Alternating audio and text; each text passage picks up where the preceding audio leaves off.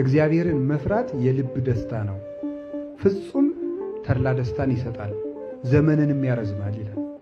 እግዚአብሔርን መፍራት የልብ ደስታ ነው። ልብን የሚጠብቀው እግዚአብሔርን መፍራት ነው።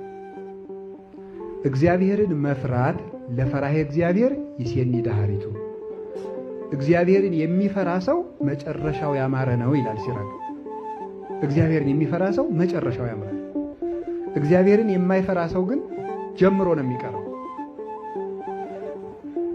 ወዲያው ነው ሁሉን ነገር ታይቶ መጥፋት ነው፣ እንደ ጸከንቱ ነው። ፈሪሃ እግዚአብሔር ያለው ሰው ግን እሾህ ቢወጋው ነቅሎ ይሄዳል፣ እንቅፋት ቢመታው አንክሶ ይደርሳል፣ ቢሰበር እግሩን ጠምጥሞ ካሰበው ይደርሳል። እግዚአብሔርን መፍራት በልቡ ነው ያለው ሰው።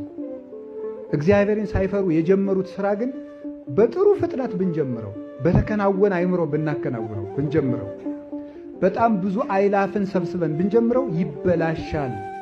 እግዚአብሔርን መፍራት ይቀድማል። እግዚአብሔርን መፍራት ማለት ምን ማለት ይመስላችኋል? እግዚአብሔርን ማክበር፣ ለእግዚአብሔር መጠንቀቅ ማለት ነው። ለእግዚአብሔር መጠንቀቅ፣ እግዚአብሔርን ማክበር። እንደዚህ አሁን ኦርቶዶክስ ውስጥ እንደዚህ አይባልም እንደዚህ አይባልም የሚባል ነገር ይበዛል አይደል? ሌሎች ቦታ ስትሄዱ ደግሞ እንደዚህ ችግር የለም እንደዚህ ችግር የለም የሚል ይበዛል። እንደዚህ አይባልም እንደዚህ አይባልም የሚባለው ለምንድን ነው? ለእግዚአብሔር ምን ያህል እንደምንጠነቀቅ ለመግለጥ ነው። ቆይ አንድ ሐሳብ ልንገራችሁ።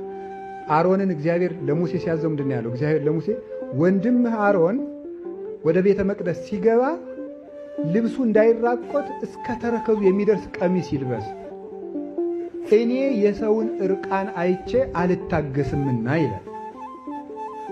ቆይ አንድ ሐሳብ ልንገራችሁ። አሁን የእግዚአብሔርን አይን ልብሱ ጋርዶ ያስቀረዋል?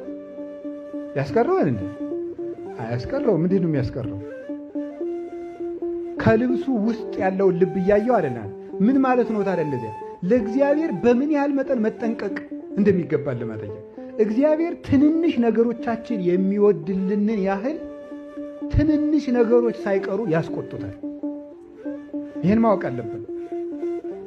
እስመ ፍቅር ከመሞት ጽኔት፣ ፍቅር እንደ ሞት የጸናች ናት ያለ መኃልየ ዘሰሎሞን ላይ ለዚህ ነው። ፍቅር እንደ ሞት የጸናች ናት። አጥብቆ የወደደ ሰው በትንሽ ነገርም አጥብቆ ሊጠላ ይችላል። መጠንቀቅ አለበት። ለፍቅሩ ዋጋ ካልተሰጠው፣ ፍቅር የሚከስረው መቼ ነው ከተባለ ለፍቅሩ ዋጋ ሳይሰጠው ሲቀር። ፍቅር ክብር ካልተሰጠው ይጠፋል።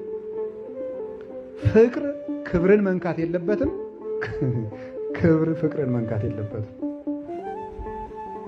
በመዋደድ ሰበብ የሚጠፋ ክብር መኖር የለበትም።